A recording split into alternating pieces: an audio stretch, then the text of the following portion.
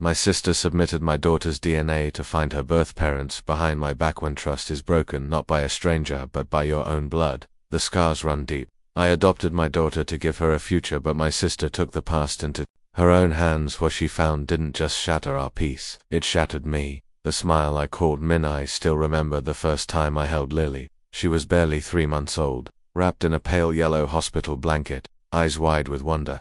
My arms trembled as I took her from the social worker, a cocktail of fear and love mixing in my chest. I had dreamed of becoming a mother since I was 19.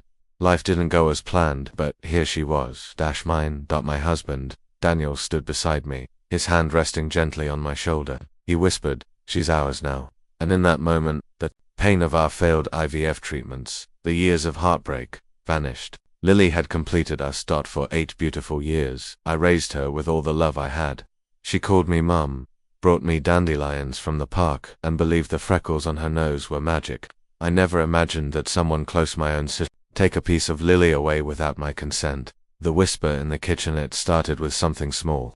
My sister Jenna had come over for coffee. Lily was upstairs, singing loudly in her room. Jenna looked up from her mug and said, "Ever wondered about her real family?" I stiffened. "We are her real family." Jenna raised her hands. "I didn't mean it like that. Just medical history, genetics. Wouldn't it be useful to know?" I stared at her, unsure whether to scream or cry. "She's happy, she's safe. Why dig up the past?" She didn't push further, not then, but I should have known something wasn't right. A few weeks later, Lily mentioned she and Auntie Jenna had done a fun swab game. I asked what she meant, and she said they tickled her mouth with a Q-tip and mailed it somewhere. My blood ran cold. The message that changed everything. I confronted Jenna immediately. She didn't deny it. In fact, she looked proud. "I used one of those ancestry kits," she said casually. "It was easy. I just wanted to help. Maybe her birth parents want to know she's okay." I was speechless. I could barely breathe. "You violated her privacy. You violated my trust," I said, barely holding my voice steady. "You're overreacting," she snapped. "You act like you own her." Those words hit harder than any slap. I was her mother. The courts had made it official. But more than that, I had been there every time Lily cried, every time she was sick, every time she needed love. I didn't speak to Jenna for a week then. A notification came, an email from the ancestry site. A match had been found. Her birth mother's name was Maria. The message was from a woman named Maria Torres, 38, living in San Diego. She said, "I believe we may be connected. I gave up a daughter for adoption 8 years ago. Her name was Lily when I last saw her." My hands trembled as I read it. There was no denying it. This was Lily's biological mother. Maria was respectful. She didn't demand anything, just wanted to know if her daughter was safe. I didn't reply. I couldn't. My world felt cracked in half. All the years I'd carefully crafted Lily's story with honesty, telling her she was adopted. But only when she asked, at her pace were unraveling too fast. When I told Daniel, he was furious. At Jenna, at the situation, but mostly at how helpless we felt. We had a choice. Bury this or face it head on. The conversation with Lily, we sat her down gently one Saturday morning. Daniel and I had practiced the words a dozen times, but they still came out shaky. "Sweetheart," I began, "remember when you said Aunt Jenna did that mouth swab? It told us something. Someone from your past wants to say hi." Lily looked at us with wide, scared eyes. "Am I not your daughter anymore?" I broke. I wrapped my arms around her, sobbing into her hair. "You are mine. Always.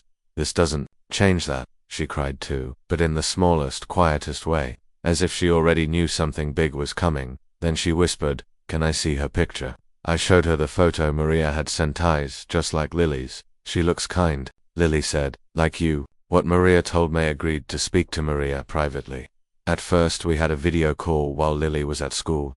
Maria looked nervous, grateful, exhausted. "I was 19, she explained. "My parents kicked me out when they found out I was pregnant. I had no job, no support. I wasn't strong enough to raise her, but I prayed she'd end up somewhere safe. I told her Lily was thriving, that she was smart, kind, and had a laugh that made people turn their heads in joy." Maria cried.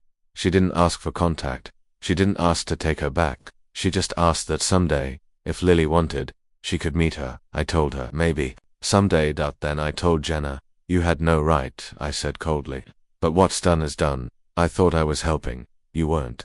She apologized, but it was too late. The mother she chose weeks passed. Lily asked more questions. I answered carefully, truthfully. Then, one day, she said, "Can I write her a letter, just to say thank you?"